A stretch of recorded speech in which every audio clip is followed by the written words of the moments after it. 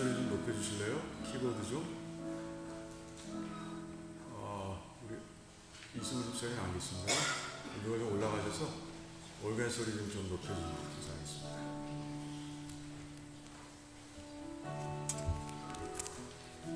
그래요. 오늘도 사랑하는 성도님들을 뵈니까 좋습니다. 여러분도 마찬가지죠? 네. 오늘도 정말 이 귀한 자리에서 모두가 하나님을 만나는 은혜 예배가 되기를 바랍니다. 잠깐 기도하겠습니다. 여호와여, 주의 행사로 나를 기쁘게 하셨으니 주의 손의 행사를 인하여 내가 높이 부르리이다. 여호와여, 주의 행사가 어찌 그리 크신지요? 주의 생각이 심히 깊으시니이다. 여호와의 집에 심겼으며 우리 하나님의 궁정에서 흥왕하리로다. 하나님 감사합니다. 이제 우리가 하나님의 집에 와 있습니다. 하나님께서 임재하시고 또 우리를 기다리신 이곳, 신령과 진정으로 하나님을 찾는 저희들이 되게 하시고 하나님과 우리 사이에 시온의 대로가 활짝 열릴 수 있도록 하나님 축복해 주시옵소서. 그 열린 대로를 통해서 하나님께서 부어주시는 놀라운 사랑, 무한한 은혜, 그리고 크신 긍휼을 마음껏 누릴 수 있도록 우리 한 사람 한 사람을 축복해 주시옵소서. 감사합니다. 예수님의 이름으로 기도하옵나이다. 아멘. 우리 자리에서 일어나셔서 우리 같이 찬양하겠습니다. 주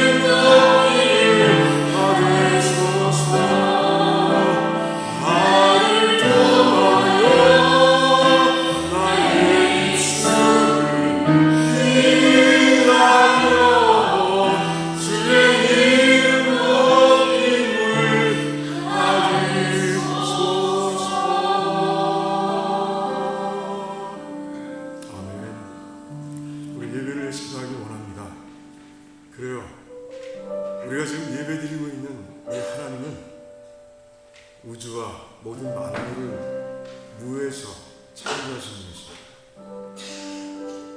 그 거대하고 광대한 우주를 하나님께서 지금도 운영하고 계십니다. 그 놀라우신 하나님 앞에 우리가 와 있는 것이죠. 나를 통해서, 나의 입술을 인해서 하나님의 이름이 높여지길 바랍니다. 하나님께서 영광 받으시길 바라면서 예배드리길 원합니다 라고 같이 기도하면서 나가면 좋겠어요. 그러기 위해서 우리는 신령과 진정의 예배를 드려야 합니다. 나의 몸을 하나님께서 기뻐하시는 거룩한 산제물로 드려야 합니다. 그런 예배가 될 수 있도록 뜨겁게 주 외치며 기도하겠습니다. 주여,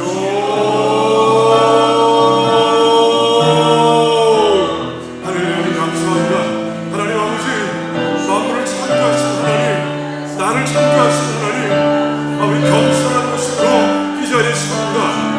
아버지 광대하신 하나님 앞에 언제보다 못한 제가 하나님을 서서 아버지 찬양하며 하나님의 이름을 높입니다.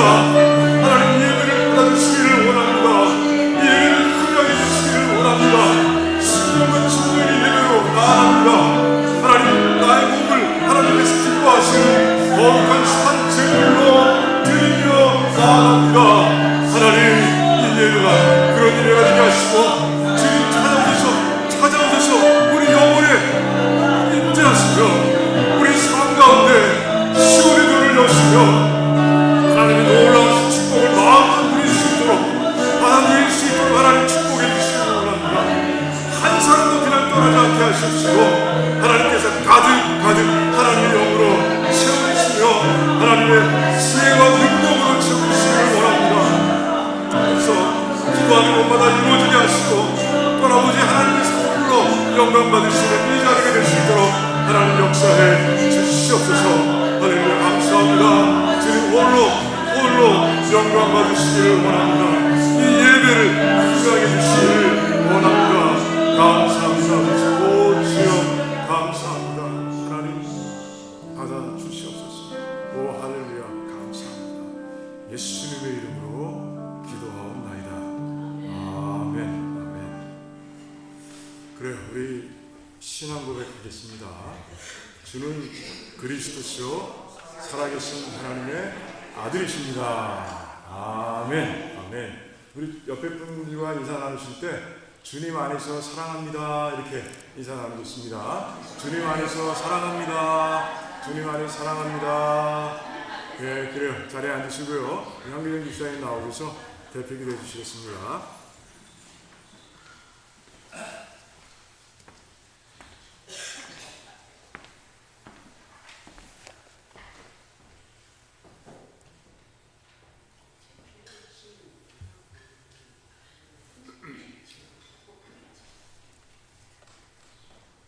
할렐루야. 내 영혼아 주님을 찬양하여라. 내가 평생토록 주님을 찬양하며 내가 살아있는 한 내 하나님을 찬양하겠다. 너희는 힘있는 고관을 의지하지 말며 구원할 능력이 없는 사람을 의지하지 말아라. 사람은 수만 번 끊어지면 흙으로 돌아가나니 그가 세운 모든 계획이 바로 그날로 다 사라지고 마니라. 그렇습니다. 하나님 아버지 감사합니다. 이 세상에 의지치 않고 오직 하나님이 먼저 선택하셔서 주님 앞에 나온 저희들이 주님이 주신 그 구원에 의지하며 세상에 주님의 말씀대로 순종하기 위하여 모인 자들이오니 아버지 이 시간을 복되고 은혜롭게 하시옵소서. 저희가 아무리 좋은 말로 아무리 주님 좋은 곳으로 하나님께 찬양을 드려도 아버지 저희는 저희가 알지 못하는 죄를 짓고 있음을 알고 있사옵나이다. 아버지 앞에 나올 때마다 저희들이 이렇게 죄의 고백을 합니다. 그러나 저희에게 들으시는 길을 가르치시고 항상 사랑으로 들으시는 하나님 아버지께서 그때그때마다 죄를 용서하시고 주님의 뜻에 합당한 자가 되게 살아가게 하심을 믿사오니 아버지 이 시간 저희들의 죄를 다시 한번 깨끗게 하시옵시고 주의 뜻에 어긋나지 않는 주님의 자녀로 살아갈 수 있도록 이 예배를 주관하여 주시옵길 원합니다. 예배 가운데 임재하시는 하나님을 믿사오니 저희가 주님의 다정한 얼굴을 배울 수 있사옵고 주님의 그 아름다운 목소리로 저희들을 위로하시고 저희들을 주님 치유하시며 저희들의 갈 길을 인도하심을 믿사옵고 이 예배 몸과 마음과 뜻과 정성을 다하여 드리는 예배가 되게 하옵소서. 하나님 아버지, 저희가 죄 짓는 것 중에 무엇이 있겠습니까? 하나님을 안다 하면서 우리 여호와 주 에베네zer 하나님 이렇게 여러 가지로 주님을 표현하고 있었나이다. 그러나 저희가 진실로 하나님을 알고 있는지 하나님의 뜻이 어디에 있는지 저희가 알고 가는지 주님 이런 예배 시간을 통하여 알게 하시옵소서. 또한 한 가지 뜻으로 알게 하시옵소서. 그 하나님이 저희들을 얼마나 사랑하셨는지 독생자 예수 그리스도가 이 땅에 오셔서 십자가에 못 박혀 돌아가시는 구속의 역사를 이루셨습니다. 저희들의 삶의 가치는 오직 그 구속의 가치를 제1의 삶으로 하는 주님의 자녀들이 되기를 원합니다. 또한 주님이 그 사랑을 보이셨사오니 저희가 이 주란 노래는 공동체에서 서로가 이해하고 교통하며 사랑함으로써 주님의 그 몸된 실천을 이루어갈 수 있는 교회가 되기를 원합니다. 그래야 저희가 교회다운 교회, 사회와는 구분되는 교회가 되기를 원합니다. 세상 것에 의지치 않고 세상 것을 바라지 않고 오직 하나님 나라만 소망하며 사는 주님의 자녀가 되기를 원하오니 이 시간에 복되게 하여 주시옵소서. 아버지, 참으로 그러나 육신의 허약함으로 인하여 병으로 인하여 마음의 상처로 인하여 주님 필요함이 부족한 자로 인하여 부족한 것으로 인하여 고통받는 자들이 있습니다. 그러나 주님 이 자리에서 저희가 함께 불렀던 두려워하지도 말라 놀라워하지도 마라 내가 너희와 함께 하리라 내가 너희와 함께 하리라는 그 약속의 말씀만 믿고 따라가는 저희들 되게 도와주시옵소서. 병든 자들을 치료하는 하나님을 믿게 하시옵소서. 일어나서 저희들이 기적의 하나님, 치유의 하나님을 다시 한번 증거하는 자들 되게 도와주시옵길 원합니다. 아버지, 이렇게 주님 저희들과 함께 하셔서 저희들의 갈 길을 인도하시는 하나님 아버지께 주님 그 일을 위하여 또 주님의 명령하신 이 구원의 복음을 땅끝까지 전한 그 말씀을 저희들이 행하게 하시옵시고 그 일을 위하여 세계 방방곡곡에 나가 있는 선교사님들과 그 가족들의 건강과 안전과 그들에게 맡겨주신 소명을 감당할 수 있는 기도들을 주님 들어주시옵소서. 아버지, 또한 주님 저희 떠나온 조국을 위하여 기도합니다. 참으로 어지럽습니다. 아버지, 그러나 저희들 특별히 하나님께서 오래전에 한반도에 복음을 전하시고 한반도를 통하여 하나님의 나라를 이루고자 한 것을 저희들이 믿사옵나이다. 이제는 이 한반도가 복음적인 통일을 통하여 동북아와 동남아와 아랍과 새 예루살렘까지 아버지의 나라가 완성되기를 원합니다. 아버지, 이렇게 저희가 주님을 찬양하고 주님 앞에 죄를 고백하고 주님의 인도하심을 주님 바랍니다.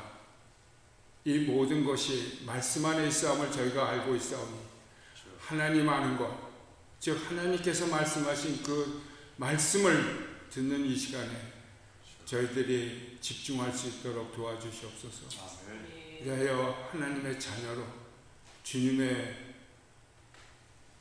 사도로 살아가는데 부족함이 없도록 특별히 약속의 말씀에 의지하여서는 저희들 될 수 있도록 도와주시옵기를 부활하신 우리 주 예수 그리스도로 간절히 기도합니다. 아멘.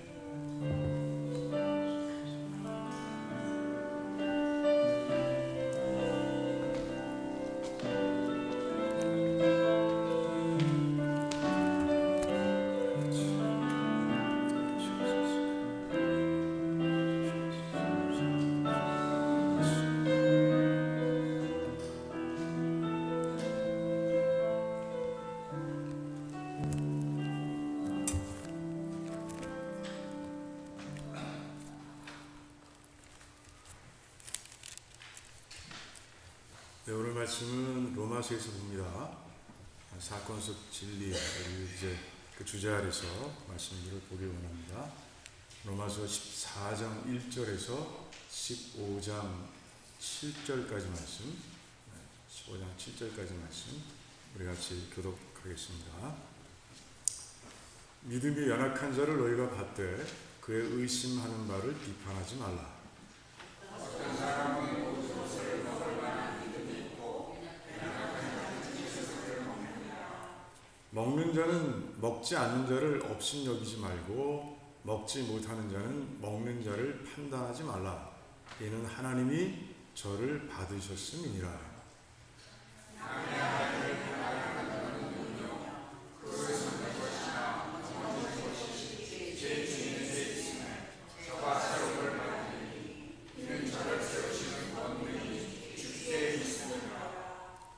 혹은 이날을 전날보다 낮게 여기고 혹은 모든 날을 같게 여기나니 각각 자기 마음에 확정할지니라.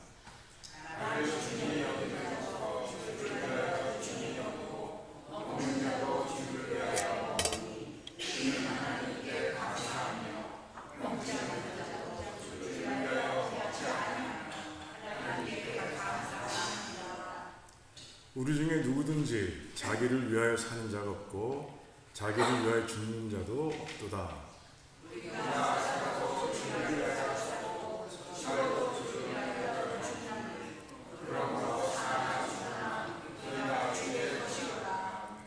이를 위하여 그리스도께서 죽었다가 다시 살으셨으니 곧 죽은 자와 산 자의 주가 되려 하심이니라.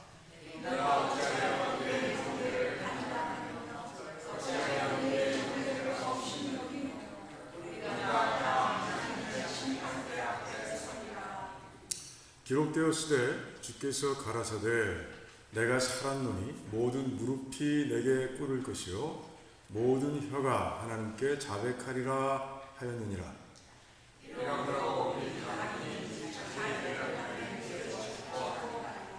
그런즉 우리가 다시는 서로 판단하지 말고 도리어 부딪힐 것이나 거칠 것으로 형제 앞에 두지 아니할 것을 주의하라.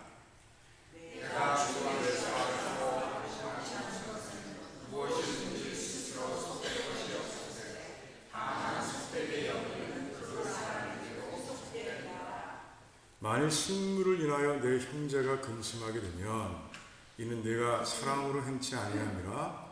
그리스도께서 대신하여 죽으신 형제를 내 식물로 망케하지 말라.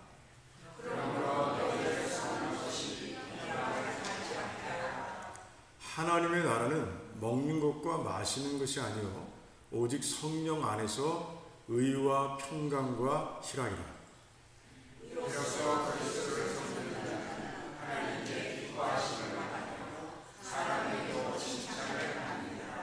이러므로 우리가 화평의 일과 서로 덕을 세우는 일을 힘쓰나니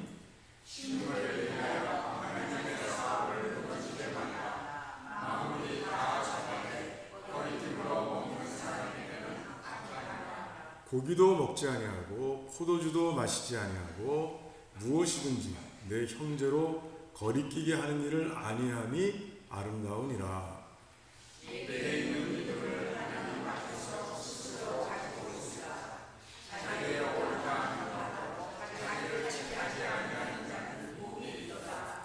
의심하고 먹는 자는 정죄되었나니 이는 믿음으로조차 아니한 연고라. 믿음으로조차 하지 아니하는 모든 것이 죄니라.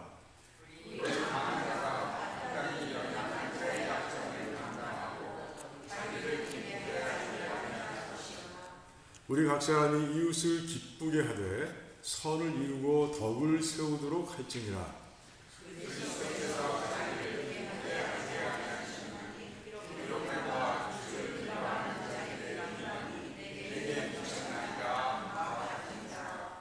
무엇이든지 전에 기록한 바는 우리의 교훈을 위하여 기록된 것이니 우리로 하여금 인내로 또는 성경의 안위로 소망을 가지게 함이니라.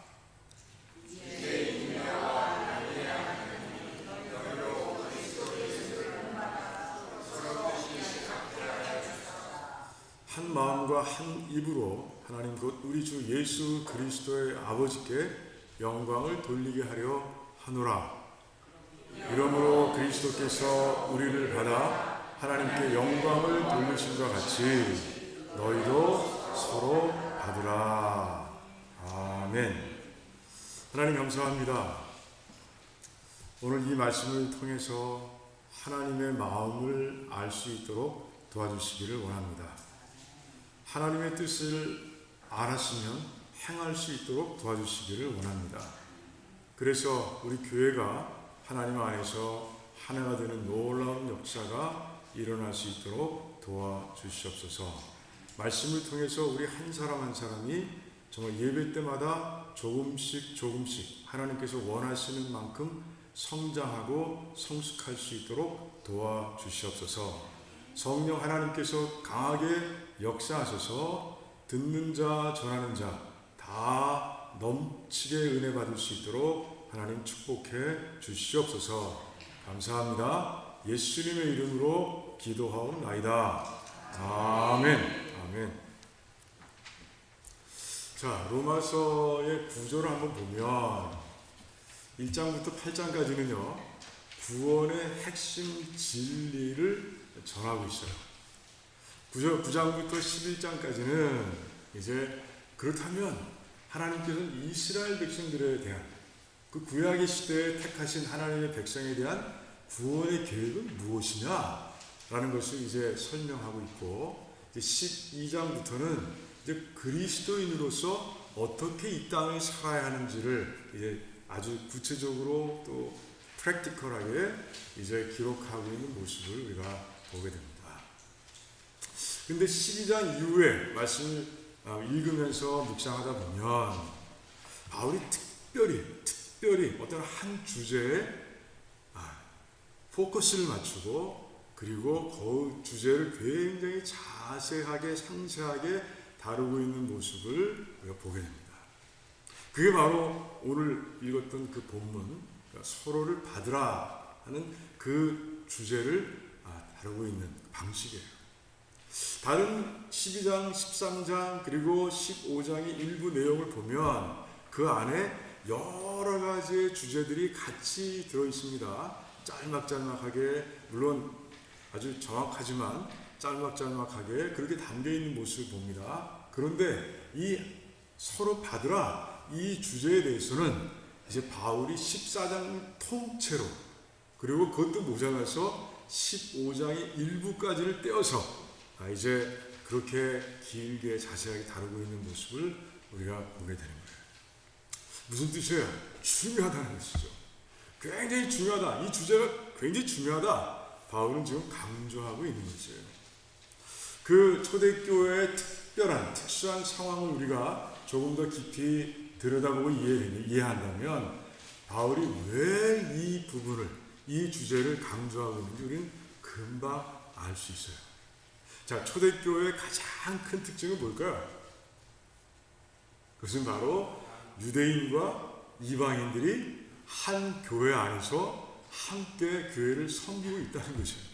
교회를 세워가고 있다는 것이에요. 유대인과 이방인들은 어떤 관계죠? 원래 어떤 관계입니까? 물과 기름과 같은 관계예요. 유대인들은 이방인들을 개 취급하고요. 그리고 이방인들은 유대인들을 쳐다보지도 않아요. 그래서 서로 관계가 없어요. 반목하고 그리고 관계가 없어요. 관계가 생기지 않는 그런 관계 속에 살아가는 사람들이에요. 그런데 예수님을 통해서 예수를 믿고 나니 이제 그들이 예수님 안에서 하나가 되기 위해서 이제 모인 거예요. 이미 하나로 만들어 주셨지만 이제 하나가 되기 위해서 노력하는 그런 모습을 우리가 초대교회 안에서 우리가 보게 되는 거예요. 그게 쉬워요? 저 평생을 유대인으로 살아왔고 평생을 이방인으로 살아왔던 사람들, 정말 토탈리 디퍼런한 그런 컬처 가운데서 그런 종교 가운데 살아왔던 그들이 하나가 되는 게 쉽냐고요? 쉽지 않죠. 절대 쉽지 않습니다. 그래서 바울은 이렇게 이 주제를 길게 자세하게 강하게 다루고 있는 거예요. 한 예를 들어볼까요? 자, 베드로 아시죠? 베드로가 이제 갈라디아서 2장을 보면 베드로가 안디옥 교회를 방문합니다. 자, 안디옥 교회는 어떤 교회예요? 이방인들에게 전도해서 복음을 전해서 세워진 교회로서 이방인들이 주를 이루고 있는 그런 교회입니다. 자, 베드로는 이제 그 이방인들과 함께 좀 맛있게 그리고 즐겁게 식사를 나누는 교제를 하고 있습니다. 그런데 그때 이제 예루살렘 교회에서 유대인 출신의 그 성도들이 도착했다는 이야기가 들려오는 거예요. 그러자 베드로가 어떻게 했어요? 아주 무의식적으로 그래요. 그 식사 자리에서 자리를 뜨고 맙니다. 그 자리를 뜨고 마는 거예요. 그러자 그 안디옥 교회를 세우기 위해서 헌신적으로 일했던 바나바도 베드로를 따라서 자리를 뜨는 그런 일이 생기고 만 거예요. 도대체 왜 그런 거예요? 자, 바울이 그래요. 평생 그 율법 가운데 살아왔습니다. 율법 가운데.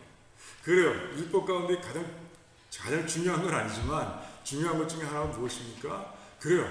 음식을 구분해 먹는 거예요. 정결한 음식만 먹어야 돼요.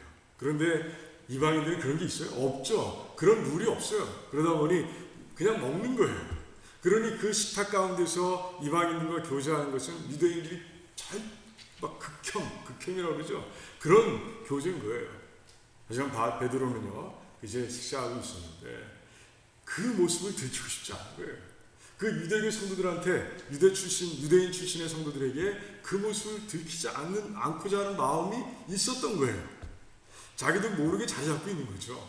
그런 가운데 그 자리를 피해버리고 만 거예요. 자, 베드로가 누굽니까? 그 전에 어떤 사건을 겪었어요?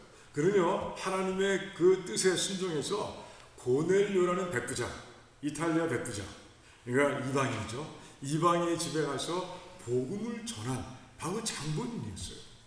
이방인의 집에 들어갔어요. 이방인의 집에 절대 안 들어갑니다. 그런데 하나님의 뜻에 순종해서 이방인의 집에 들어갔고, 그리고 복음을 전했습니다. 그런데 그 말씀을 전하는 동안에 성령 하나님께서 오셔서 그 고넬료와 그 곳에 모인 모든 사람들에게 이제 성령을 부어주시고 또 구원하시는 장면을 직접 목격한 사람이에요. 그러면서 그곳에서 교제했던 그런 베드로입니다. 그런 경험이 있어요. 그 특별한 경험이 있는 사람. 그럼에도 불구하고 이 의식 깊이 남아있는 그 율법에 대한 그런 마음을 떨쳐버릴 수가 없었던 거죠. 자, 베드로가 그 정도였다면 나머지 유대인들은 어떻겠어요? 유대인 출신의 성도들은 어떻겠습니까? 자, 바울이 그 사건을 바로 옆에서 보고 체험한 거예요. 그러니 얼마나 놀랐겠어요. 베드로도 넘어지네. 이런 마음을 가지고 정말 유대인 출신의 성도들과 그리고 이방 출신의 성도들이 참 하나가 되는 게 참 어렵겠구나 하는 생각을 하게 된 거예요. 그뿐입니까? 그러면서 그 이후에 1차, 2차, 3차 선교를 나가고 그리고 로마 지역, 이방의 지역에서 교회를 세워가는 가운데 아마 그 문제가 정말 그 자신의 마음속에 뼈저리게 다가왔을 거예요. 이거 해결해야 되는데 하는 그런 마음으로 그렇게 했을 겁니다. 자, 이 문제가 그대로 남아있어서는 절대로 하나가 될 수 없다라고 생각하는 거죠. 자, 그러면서 이 문제를 다루고 있는 거예요. 자, 그렇다면 이 말씀 가운데 누가 유대인 출신의 성도들이고 또 누가 이방 성도들일까 하는 생각을 한번 깊이 한번 해보시기 바랍니다. 자, 오늘 말씀 보면 고기를 먹지 않고 채소만 먹는 자들, 그리고 그 구약의 율법을 그 율법을 지키기 위해서 그런 거죠. 그리고 구약에서 정한 그 특별한 날들, 그 절기들을 지키며 살아가는 사람들, 그 사람들을 믿음이 약한 자라라고 얘기하고 있어요. 왜 그렇습니까? 예수님께서 오셔서 새 언약의 시대를 여신 거예요. 이제 구 언약의 시대는 이제 뒤의 이야기입니다. 사라진 거예요. 많은 그 율법들이 이제 소용없게 된 겁니다. 그런데도 불구하고 아직도 여전히 그 율법에 얽매여서 그 새 언약의 시대, 그 자유를 누리지 못하는 유대 출신의 성도들, 불쌍하다는 것이죠. 새 부대에 담아야 되는데 새 수를 아직도 그 헌 부대에 담아서 언제 터질지 모르는 그런 연약한 모습으로 살아가는 그들이 연약한 자들이다 라고 이제 바울은 얘기하고 있는 거예요. 자, 그렇다면 누가 믿음이 강한 사람들이에요? 자, 이방 출신의 성도들이라고 얘기하고 있는 거죠. 그들은 마음대로 먹습니다. 고기를 마음대로 먹어요. 그리고 매일매일이 중요하게 생각. 매일매일 중요하게 생각. 왜? 이제 우리 자기를 성전으로 만드시고 임하시는 하나님, 성령 하나님, 그분과 함께 동행하는 하루하루가 다 중요한 거예요. 어떤 특별한 날만 중요한 것이 아니라 매일매일이 중요한 거예요. 그렇게 생각하고 살아가는 사람들, 그렇게 믿고 살아가는 사람들, 그 이방 출신의 성도들, 그들이 바로 믿음이 강한 자라라고 이렇게 얘기하고 있는 거예요. 그런데 그들이 충돌을 일으킨다는 거예요. 충돌을 자꾸 일으키는 거예요. 믿음이 강한 자는 그 믿음이 약한 자를 바라보면서 어떻게 저렇게 살아? 업신여기고, 그리고 믿음이 약한 자들은 이제 저렇게 살면 안 되는데 판단하는 그런 모습을 보인다는 것이죠. 바울은요, 굉장히 중요한 문제를 다루고 있는 거예요. 이 문제, 이 이슈가 교회를 하나 되게 만드는 것을 방해하고 있는 것이에요. 그래서 이제 깊이 기도했을 것이고, 하나님께 주신 지혜를 가지고 너희들 이 문제를 이렇게 해결해야 돼. 이렇게 해결하지 않으면 너희들 절대 하나가 안 돼. 라고 이렇게 전하고 있는 것이에요. 그렇다면 그 당시 초대교회의 특수한 환경에서 나온 이 교훈은 이 오랜 시간이 지났죠. 2000년이 지났습니다. 그런 새로운 시대에 살아가고 있는 우리 성도들, 우리 교회는 전혀 무관한 것일까요? 오늘 말씀을 더 깊이 묵상해 보면 그렇지 않다라는 답이 딱 나옵니다. 자, 오늘 말씀 보세요. 자, 고기를 먹고 또 특별한 절기를 지키는 것, 이것에 대해서 너희들은 다, 믿는 자는 다 그 문제에 대해서 이렇게 살아가야 돼 라고 주님께서 명령하신 적 있어요? 없어요. 없습니다. 그러니까 주님께서 말씀으로 명령하시고 다 그렇게 해야 된다고 말씀하시지 않았기에 이 문제는 어떤 문제? 비본질의 영역에 속한 문제인 거예요. 비본질에 속한 그 영역이기 때문에 자기의 문화, 자기의 지금까지의 종교생활, 그것에 의해서 자기의 시각을 가지고 그 문제를 자기식대로 마음대로 해석할 수 있는 거예요. 편하게 해석할 수 있는 거예요. 그리고 그 해석에 따라서 행동할 수 있는 거예요. 그런데 문제는 뭐예요? 그 다른 생각을 틀린 것이라고 보고 서로가 서로를 업신여기고 서로가 서로를 판단하는 일이 생기기 때문에 문제가 생긴 것이죠. 자, 그래서 이 오늘 본문 말씀은 우리에게도 굉장히 중요한 거예요. 왜? 그래요. 아직도 여전히 비본질의 영역이 우리 삶 가운데 무지하게 많기 때문에 그래요. 그래서 바라보는 그 각도에 따라서, 그 사람이 보는 시각에 따라서, 그리고 어렸을 때부터 감누게 자랐느냐, 장누게 자랐느냐, 침누게 자랐느냐, 아니면 이제 늦게 믿었느냐에 따라서 그 비본질의 영역을 바라보는 시각들이 다를 수 있는 거예요. 다를 수 있어요. 또 다른 모습을 보게 됩니다. 예를 들어 볼까요? 우리 오늘 찬양을 드렸는데 찬양을 한번 보세요. 자, 모두 서서 찬양을 드리는 게 옳으냐? 또 모두가 앉아서 찬양을 드리는 게 옳으냐? 이건 비본질의 영역이죠. 자, 찬양곡을 고르는데 찬송가만 골라야 되느냐? 아니면 컨템포러리 가스펠 뮤직, 그러니까 현대 그 복음 송가들을 우리가 불러야 되느냐? 아니면 몇 프로를 섞어야 되느냐? 또 어떤 악기는 예배에 사용할 수 있고 어떤 악기는 예배에 사용하면 안 되느냐? 이건 비본질의 영역이지만 그러다 보니 많은 의견들이 엇갈릴 수 있는 거예요. 그리고 그 다양한 의견들이 하나로 모아지지 않으면요, 그 의견들이 자꾸 충돌을 일으켜서 갈등을 일으켜서 교회가 시끄러워질 수 있는 거예요. 이런 종류의 비본질의 영역들이 많은 거예요. 많습니다. 그런데 그 비본질의 영역 때문에, 그 문제들 때문에 자꾸 갈라지고 그리고 갈등을 겪고 어려움을 겪는 교회들을 우리 주변에서 아주 자주 종종 보게 되는 거예요. 교회가 풍지박산되게 되는 모습도 보게 되고요. 아니면 정말 해결을 했지만 해결하는 과정 속에서 어려움을 겪는 모습들을 우리가 또 종종 발견하게 되는 거예요. 되게 중요한 거예요. 되게 중요합니다. 자, 이 문제를 다루면서 바울은요, 이 14장과 15장 7절까지의 말씀을 통해서 이제 세 가지로 구분해서 이제 전하고 있는 모습을 보게 됩니다. 자, 첫 번째가 뭔가요? 첫 번째는 14장 1절부터 그래 12절까지 말씀이 있는데 서로 판단하지 말아라. 이게 첫 번째 교훈입니다. 자, 두 번째 교훈은 13절부터 23절까지의 말씀인데 서로를 세워라. 이렇게 말씀하고 있어요. 그리고 15장 1절에 7절까지 말씀 속에서는 뭐라고 말씀하세요? 이제 주님을 본받으라. 이렇게 말씀하고 있습니다. 크게 세 가지로 나누어서 이제 이 문제를 다루고 있는 거예요. 해결책을 제시하고 있는 거예요.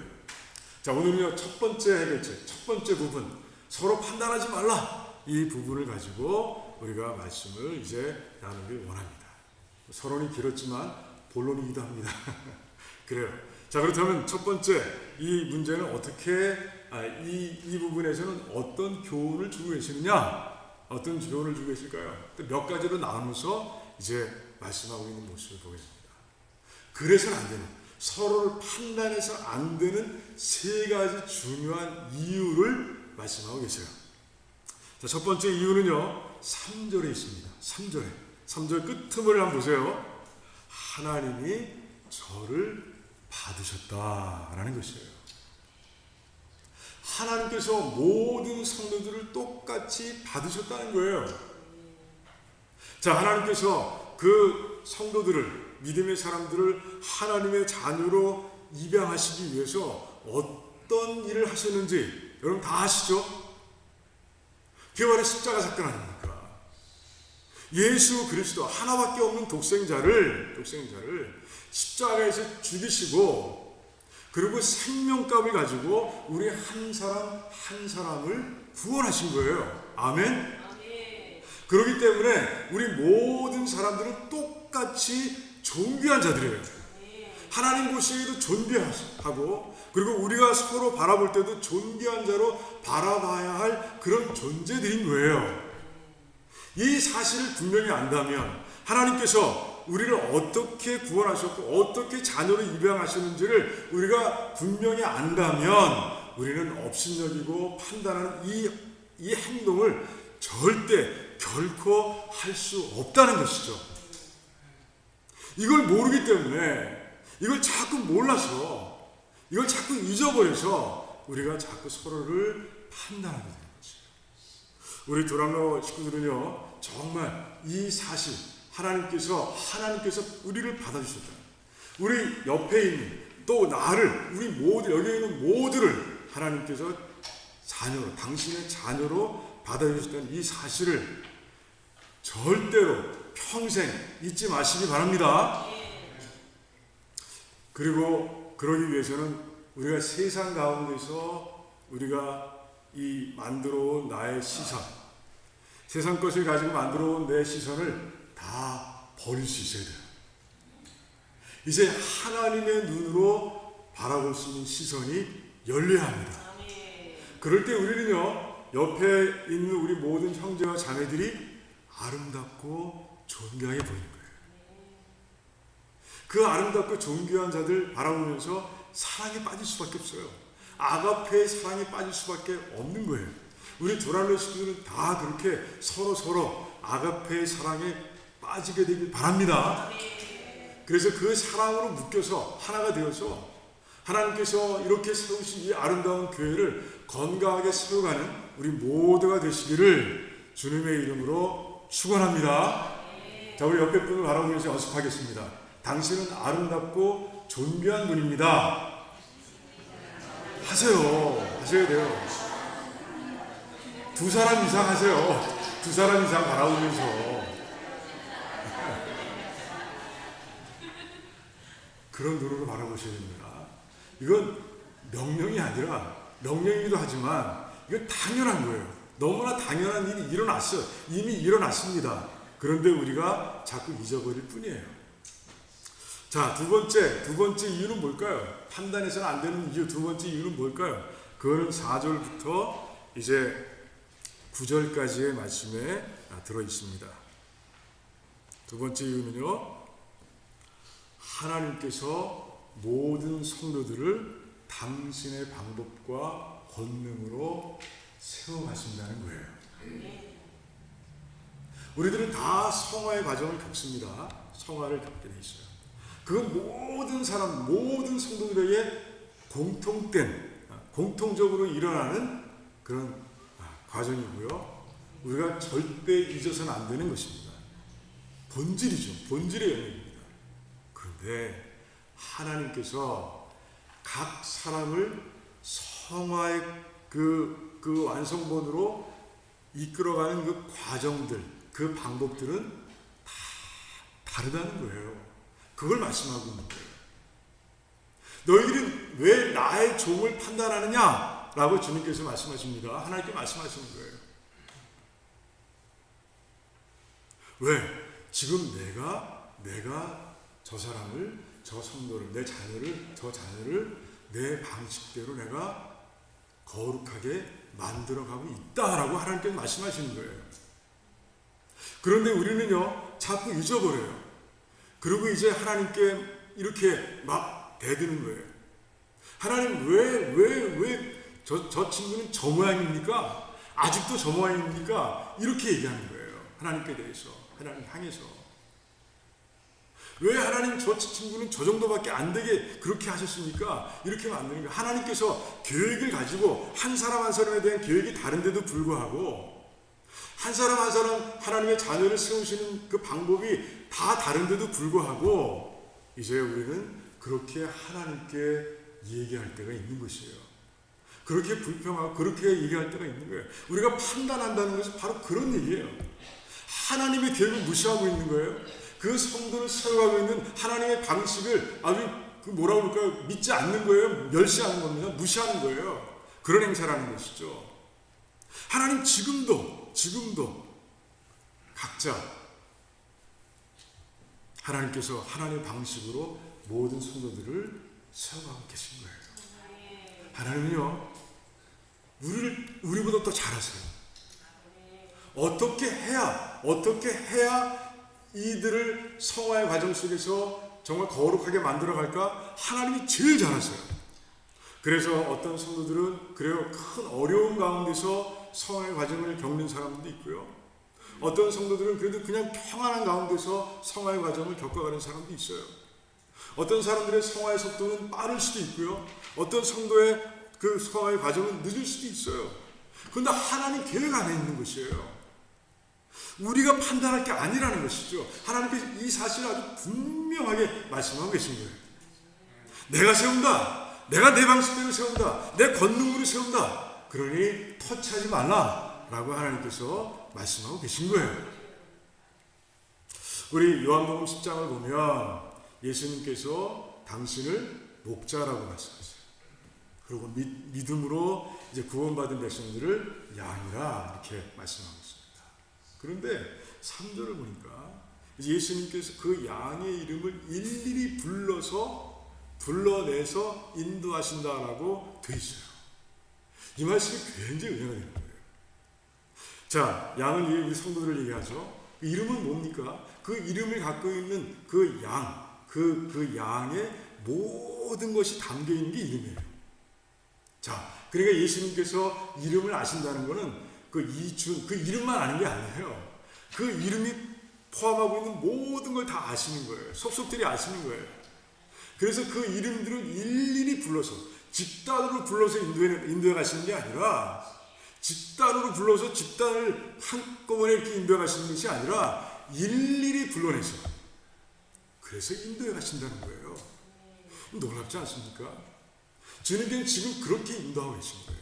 우리를 잘 아시는 예수님께서 그렇게 한 사람 한 사람을 불러내셔서 목적지는 같지만 최종 목적지는 같아요. 그런데 어떤 양은 직선길을 따라서, 어떤 양들은 우회로를 따라서, 어떤 양들은 계곡을 통과하게 하시고 산을 넘게 하시고 그런 가운데 그 목적지로 인도해 가시는 거예요. 어떤 양들은 잠시 같이 쉬시기도 하시고, 어떤 양들은 또 어떤 과정 속에서 또 빨리 속도를 내서 가시기도 하시고 그 양을 업어 가시기도 하시고 그렇게 가시는 거예요.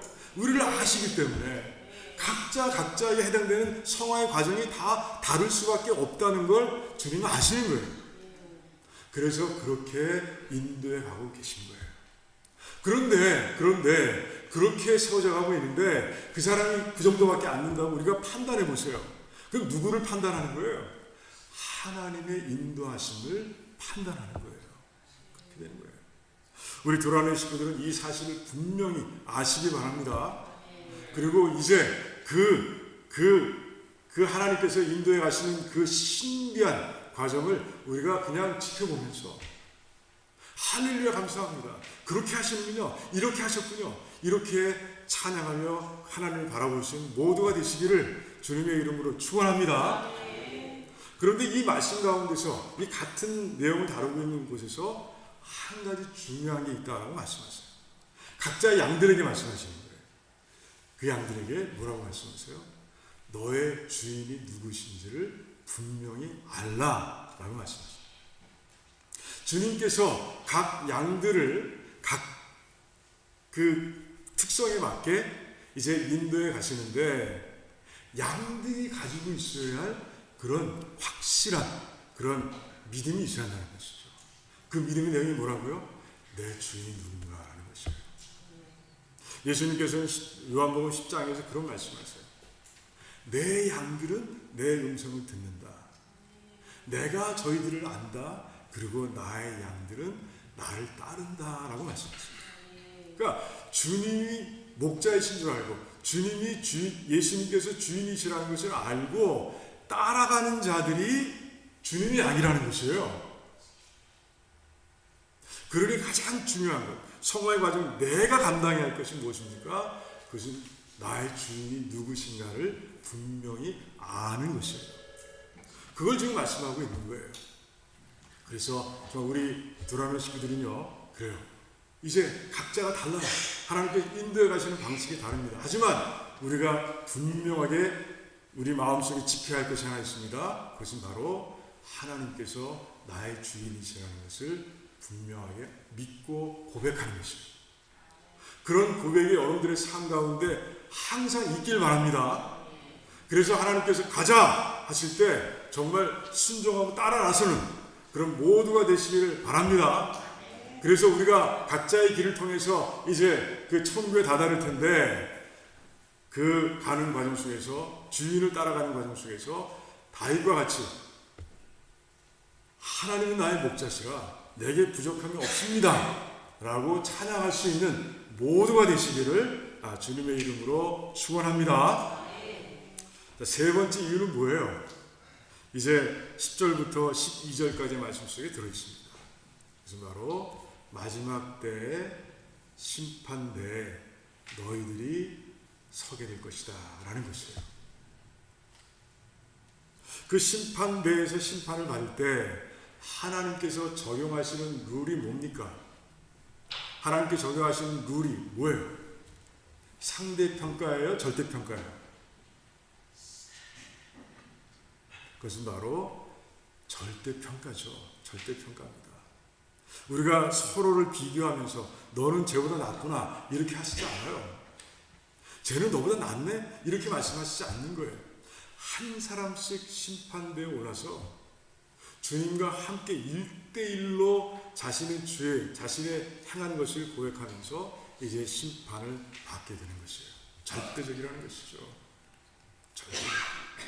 그런데 그 절대의 평가의 항목 중에 하나가 뭡니까? 그것은 바로 너와 함께 같이 생활했던 자들을 네가 어떤 태도로 대했느냐라는 것도 들어간다는 거예요.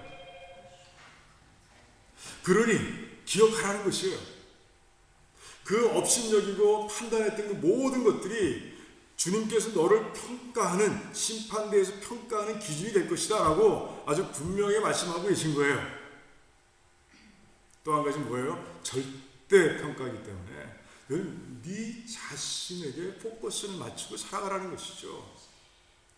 너의 모습이 어떤지, 내가 잘 따라가고 있는지 그걸 먼저 중요하게 여기라는 것이에요.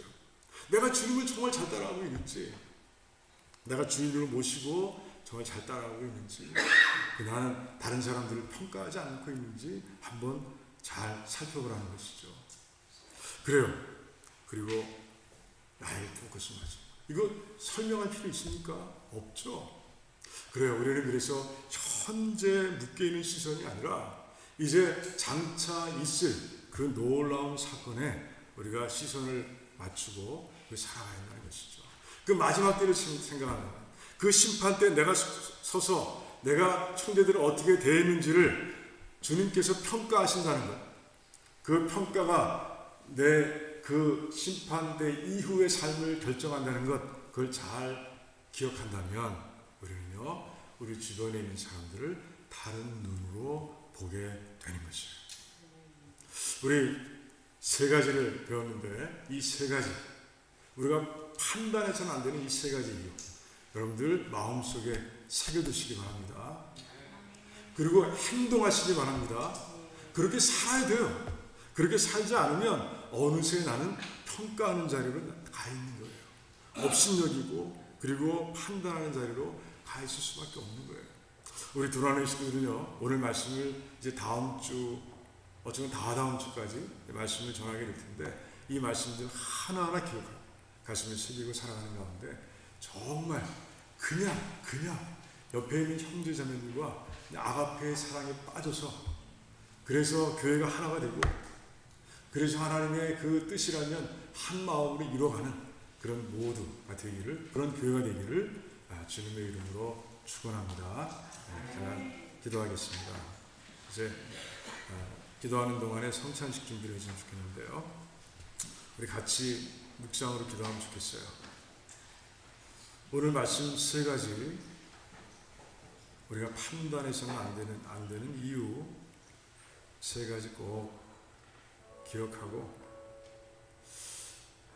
내가 잊어버렸던 건 아닌가? 하나님 앞에서 우리는 모두가 다 아름답고 존귀한 자들인데, 내가 세상의 눈으로 옆에 있는 형제와 자매를 보진 않았는가? 돌아보시고 회개하시기 바랍니다. 그리고 결단하시기 바랍니다. 혹시 하나님께서 한 사람 한 사람을 하나님의 방식으로 성화를 이끌어가고 계신데, 혹시 내가 그것이 잘못됐다, 하나님께 대들고 그랬던 건 아닌가? 그런 적은 없는가? 한번 돌아보길 원합니다. 그리고 회개할 것 회개하고 결단하시기 바랍니다.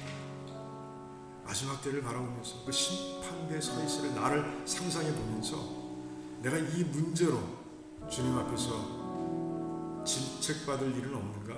한번 돌아보시고 또 회개할 것 회개하고 결단하시기 바랍니다. 그런 기도를 드리고요, 또 우리 중보기도 늘 드리죠. 어렵고 힘든 백성들을 끌어안고 우리 같이 깊이 기도하기를 원합니다. 그리고 성찬식이 있습니다.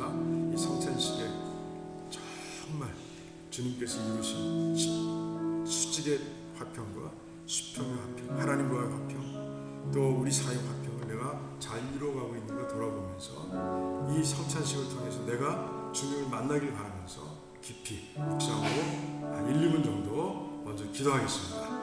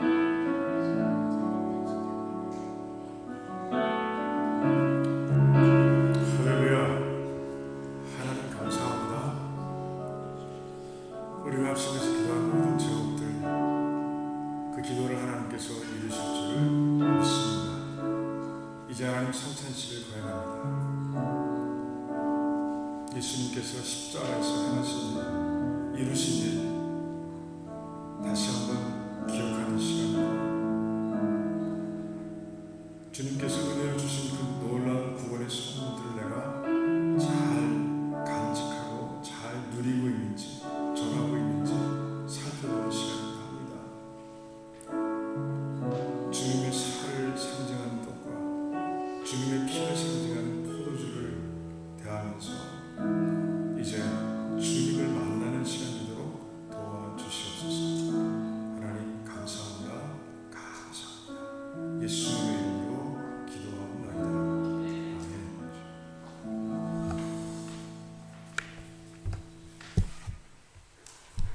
이제 우리 10월달 10월 첫째 날이라 주주일이라 성찬식을 갖습니다. 그래요. 오늘도 성찬 시간은 방법은 같아요. 앞에서부터 나오셔서 성찬에 필요한 떡과 포도주를 가져가시고요. 그리고 다 가져갈 때까지 앉아서 기도하시고요. 그리고 이제 같이 성찬을 하도록 하겠습니다. 여러분, 예수 그리스도를 나의 구주로 아주 분명하게 믿는 백성들은 다 받을 수 있고요. 침례받고 세례받은 백성들 다 나와서 받을 수 있습니다. 여러분들, 그래요. 성찬에 임하시면서 주님을 만나는, 이곳에 계신 그 성령 하나님을 또 체험하는 그런 시간이 되기를 바랍니다. 이제 앞에 분부터 나오셔서 이제 성찬에 필요한 떡과 포도주를 가져가겠습니다.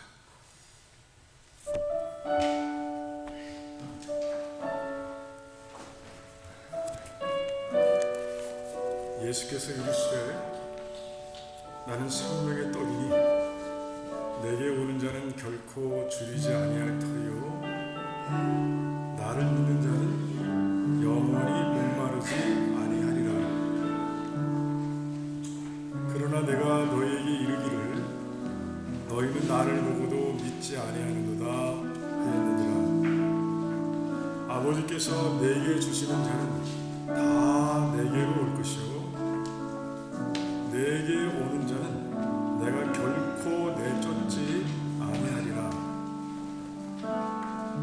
내가 하늘에서 내려온 것은 내 뜻을 행하려 함이 아니요 나를 보내신 이의 뜻을 행하려 함이니라.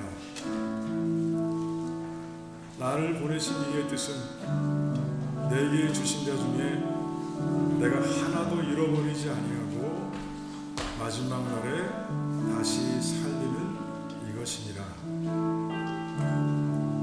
내 아버지의 뜻은 아들을 보고 믿는 자마다 영생을 얻는 이것이니 마지막 날에 내가 이를 다시 살리리라 하시니라.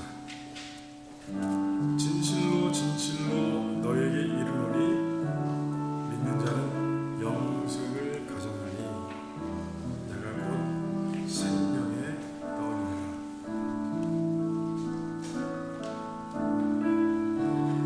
너희 조상들은 광야에서 만나를 먹었어도 죽었거니와 이는 하늘에서 내려오는 떡이니 사람으로 하여금 먹고 죽지 아니하게 하는 것이니라.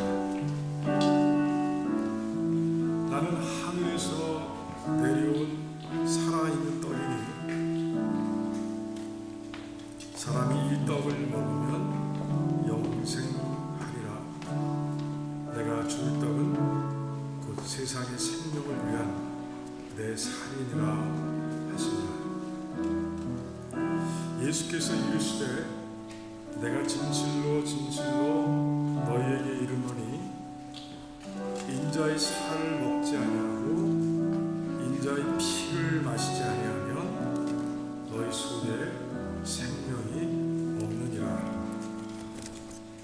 내 살을 먹고 내 피를 마시는 자는 영생을 가졌고 마지막 날에 내가 그를 다시 살리리니 내 살은 참된 양식이요 내 피는 참된 음료로다. 내 살을 먹고 내 피를 마시는 자는 내 안에 거하고 나도 그의 안에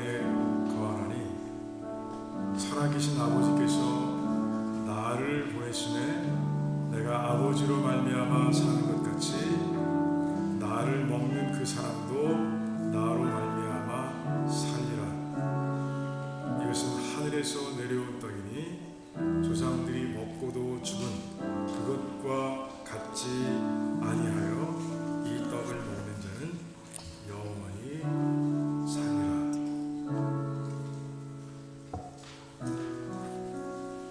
그 껍데기를 벗기셔서 성찬할 준비를 하시기 바랍니다.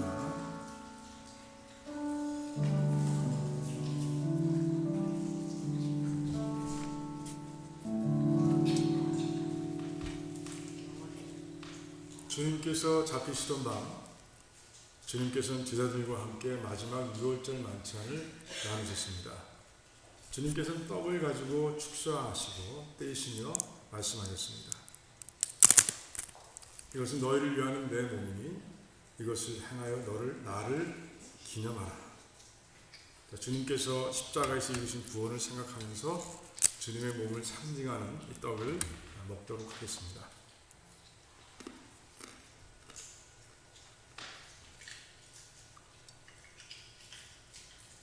주님께서는 식후에 잔을 가지시고 말씀하셨습니다.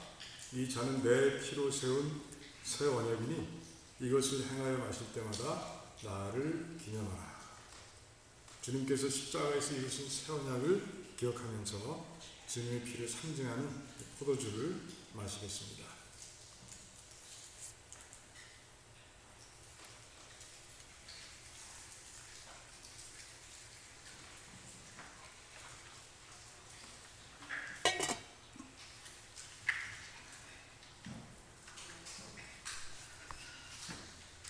잠깐 기도하겠습니다.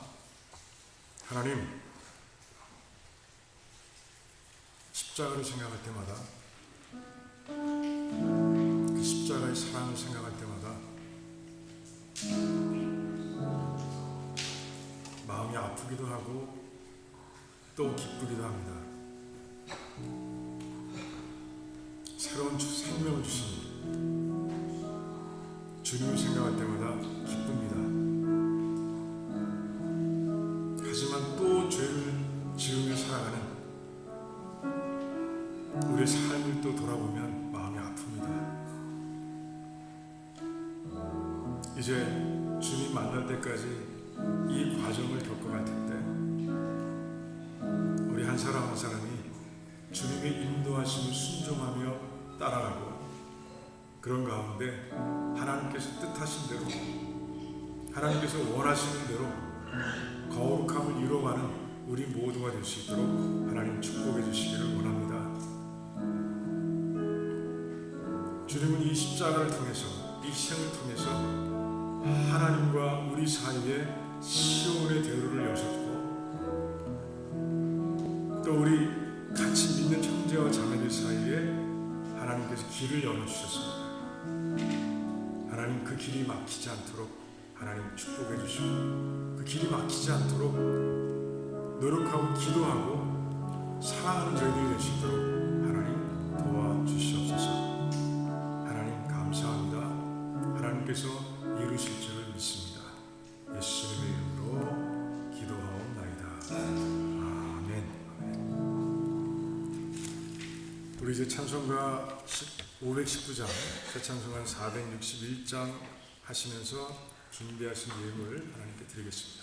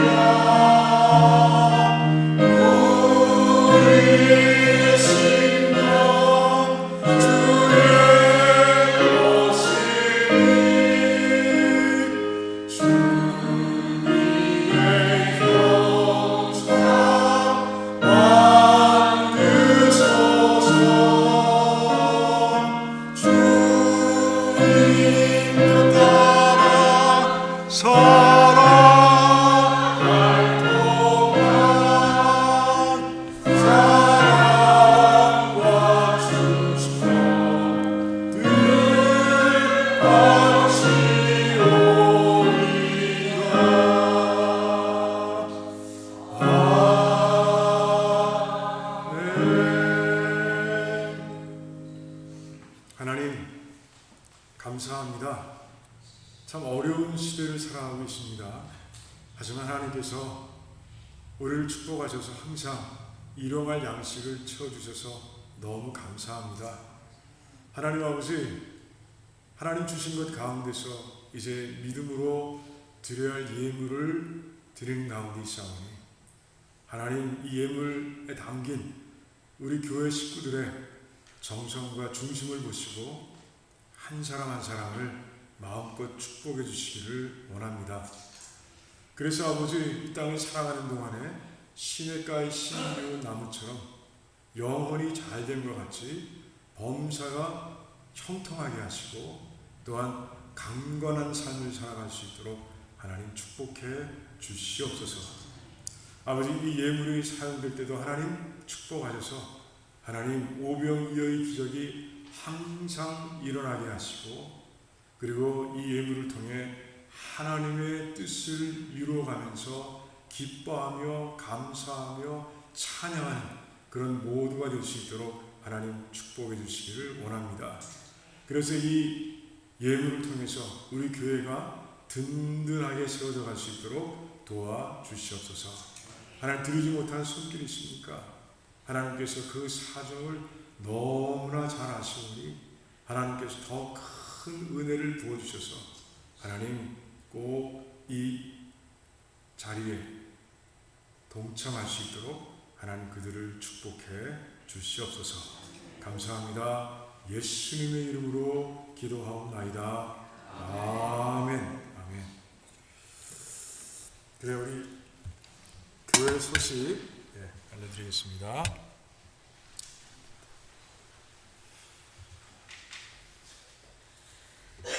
오늘도 주일 예배 같이 함께 하셔서 예배를 같이 드린 모든 백성들을 주님의 사랑으로 환영합니다. 그리고 오늘 성찬식 가운데서 다 주님 만나신 줄 믿습니다. 그리고 지난주에는 수련회가 있었는데 밤 전날 와서 함께 밤을 지내신 분도 있고, 다음날 일찍 오셔서 또 같이 보내기도 하고 그러면서 하나를 이루는 그런 일을 했는데, 우리 참석하신 분들, 그리고 그 일을 위해서 정말 수고하신, 헌신하신 그 리더 한 분 한 분 정말 하나님의 축복으로 가득하길 바랍니다. 정말 수고하셨고 감사를 드립니다. 성경 공부 있는 거 아시죠? 이번 주입니다. 10월 5일 목요일입니다. 이제 8시에 오시고요. 그리고 김병현 집사님, 고등학교 성도님, 이승우 집사님, 정기석 집사님, 한두희 집사님, 한우리 성도님 대상입니다. 같이 다 와서 같이 성경 공부하면서 같이 하나님 안에서 세워져 가길 원합니다. 자라가길 원합니다. 자, 성가대에서 대원을 모집하고 있는 거 아시죠? 여러분들 기도해 보시고 하나님께서 인도하시는 대로 순종하고 이제 하시면 되겠습니다. 오늘 점심 식사 친교를 위해서 우리 박영철 집사님 가정에서 섬겨주십니다. 정말 감사드리고요. 식사 그 예배 후에 다 내려가셔서 우리 그렇게 친교하며 교제하며 하나가 되면 좋겠습니다. 그래, 오늘 미국 교회 행사는 우리 교회 행사 오늘이 아니라 10월 8일 다음 주일날 있어요. 어느새 새로운 목사님이 오셨어요. 저도 지지난주에 처음 뵀는데 last name은 모르겠는데 first name은 킵 목사님이 오셔서 다음 주 위임식이 갔습니다. 그래서 3시부터 하기 때문에 그날은 친교가 없어요. 끝나고 빨리 가야 되기 때문에 우리 친교가 없습니다. 기억하시고 이렇게 행해주면 좋고요. 준비해주면 좋고요. 지난주에 광고를 드렸지만 제가 이제 안식년 휴가 2달을 받았는데 한 달 썼고 이제 한 달을 또 이제 10월 18일부터 11월 15일까지 사용하려고 합니다.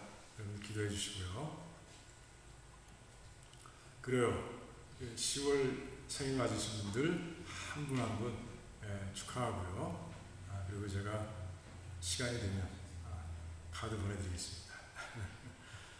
그리고 추타 중에 우리가 제시카 장집사님이 추타하셨는데 빼먹었나요? 죄송하고요. 그래요. 그 외에는 다 제가 기록을 해두었습니다. 다른 광고 없으면 우리 모두 같이 일어나셔서 우리 마지막 찬송 후에 축도로 마치겠는데, 축도는 우리 박상현 목사님 나오셔서 해주시겠습니다.